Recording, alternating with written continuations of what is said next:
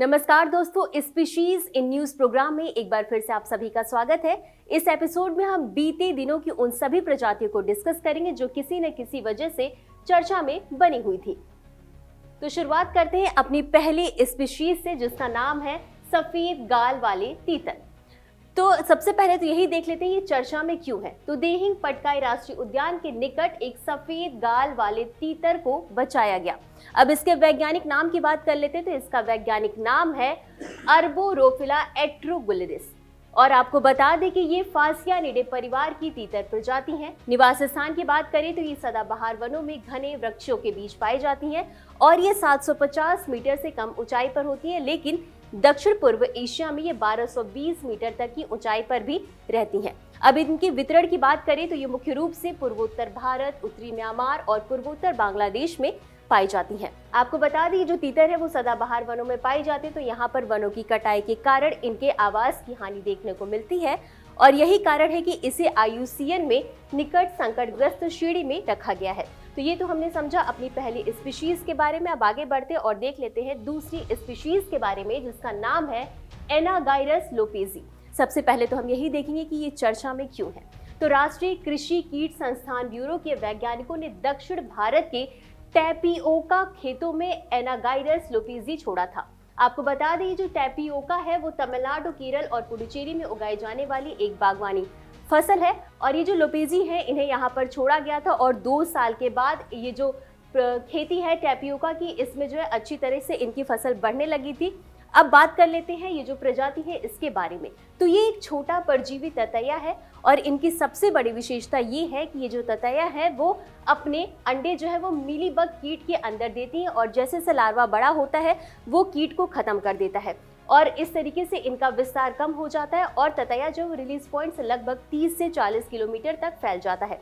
आपको बता दें कि जो मिलीबग कट है इनके कारण ही जो है टैपियोका के खेतों में नुकसान देखने को मिल रहा था। तो अब जब इनकी आबादी में कमी हो रही है तो इसके कारण इनकी खेती भी अच्छी तरीके से हो रही है। आपको बता दें ये जो लोपेजी है वो पश्चिम अफ्रीका के बेनिन स्थित अंतर्राष्ट्रीय उष्णकटिबंधीय कृषि संस्थान से इसे आयातित किया गया था। तो ये तो हमने समझा अपनी दूसरी स्पीशीज के बारे में। अब आगे बढ़ते अपनी अगली स्पीशीज के बारे में भी समझ लेते हैं, जिसका नाम है भारतीय स्कॉपस उल्लू। अब सबसे पहले तो हम यही डिस्कस करेंगे कि ये चर्चा में क्यों है। तो कर्नाटक के दारोजी स्लोथ भालू अभयारण्य के निकट भारतीय स्कॉपस उल्लू को पहली बार देखा गया और इस लिहाज से भी ये इम्पोर्टेंट है। अब समझ लेते हैं इसके बारे में। तो ये छोटी वुडलैंड उल्लू प्रजाति है जिसका वैज्ञानिक नाम है ओटस बक्का मोएना और ये एशिया के दक्षिणी क्षेत्रों की मूल निवासी है और इनके वितरण की बात करें तो ये मुख्य रूप से भारत, नेपाल, पाकिस्तान, श्रीलंका और ईरान में पाई जाती हैं। अब इनके प्राकृतिक वास की बात करें कि इनका आवास स्थल कैसा होता है, तो ये अक्सर वन, झाड़ीदार भूमि और कृषि क्षेत्र में ही पाई जाती हैं और इनकी ऊंचाई जो है वो 17 से 20 सेंटीमीटर तक ये पाई जाती हैं और ये अपने पंखों को लगभग 45 सेंटीमीटर तक फैला सकती हैं। और IUCN स्टेटस की बात कर लेते हैं। तो ये जो उल्लू है इसे IUCN में सबसे कम चिंताजनक श्रेणी में रखा गया है।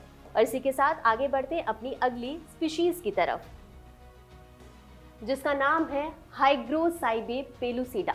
इसे पहली बार तेलंगाना के कवाल टाइगर रिजर्व में देखा गया था। आपको बता दें कि ये जो प्रजाति है ये एक कवक की प्रजाति है। इसकी विशेषता की बात करें तो ये चमकीले होते हैं, मोमी होते हैं और अक्सर चटकीले रंग के फल होते हैं और यह हाइग्रोफोरेसी परिवार की एक नई प्रजाति के रूप में इसे वर्णित किया गया है।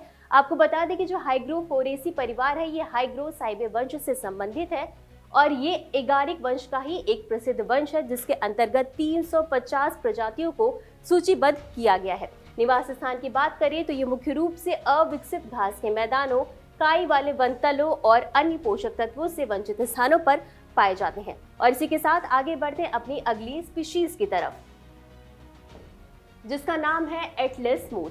अब सबसे पहले तो यही डिस्कस करेंगे कि ये चर्चा में क्यों है। तो हाल ही में कर्नाटक के दावणगेरे जिले के कारवार में गुड्डे हल्ली में इसे खोजा गया है और इस कीट की बात कर लेते हैं। तो ये एक विशाल सैटनिड कीट है जिसका वैज्ञानिक नाम है अटाकस एटलस और इसके वितरण की बात करें कि ये किन क्षेत्रों में पाया जाता है, तो मुख्य रूप से ये नेपाल, पूर्वोत्तर भारत, बांग्लादेश, भूटान, दक्षिण पूर्वी चीन, लाओस, कंबोडिया, वियतनाम और ताइवान में ये मुख्य रूप से पाया जाता है और इसी के साथ साथ ही मुख्य रूप से उष्णकटिबंधीय और उपोष्णकटिबंधीय वर्षावनों में भी पाया जाता है। अभी इसलिए भी महत्वपूर्ण है क्योंकि इसकी खेती फगारा नामक रेशम के लिए की जाती है, जो कि खुरदरा और ऊनी होता है।